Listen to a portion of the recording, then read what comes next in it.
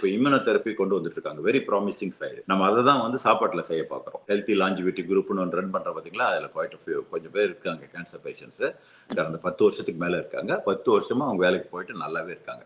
அதனால அவங்களுக்கு ரிவர்ஸ் ஆச்சோ இல்லையோ கம்ப்ளீட்டா கண்ட்ரோல் ஆயிடுச்சு. அதுக்கு பிறகு அவங்க ஸ்டேஜ் 2ன்னா 3க்கு போகவே இல்ல. அப்படியே அப்படி இருக்காங்க. நல்லா ஹெல்த்தியா இருக்காங்க. That's most important. 10 வருஷம் ஆச்சு. That's good. அதுவே நான் குட்டா தான் ஃபீல் பண்றேன். அதாவது காம்ப்ளிமெண்ட் பண்ணணும். உங்களுக்கு வந்து இப்ப இப்ப சப்போஸ் வந்து அவங்களுக்கு இப்ப நீங்க அதுக்காக டாக்டர்ட்ட போகணும், இது பண்ணணும். அது பண்ணுங்க, பண்றது பண்ணுங்க. ஆனா கீமோதெரப்பி மட்டும் கொஞ்சம் டாட்ஜி. என்னன்னா, அது நம்ம இம்யூன் சிஸ்டத்த கீழ கொண்டு போகும். மத்தபடி அவங்க குடுக்குற ட்ரீட்மெண்ட் என்ன இருக்கோ அத பார்த்துக்கோங்க. இப்ப இம்யூனோதெரப்பி கொண்டு வந்துட்டு இருக்காங்க. Very promising side. நம்ம அத தான் வந்து சாப்பாட்டுல செய்ய பார்க்குறோம். அந்த இம்யூனோதெரபிங்கிறது வந்து உங்க இம்யூன் சிஸ்டத்த நல்லா பூஸ்ட் அப் பண்ணி, அது வந்து கேன்சர கொல்ல வைக்கிறாங்க. அது வந்து டார்கெட்டட்.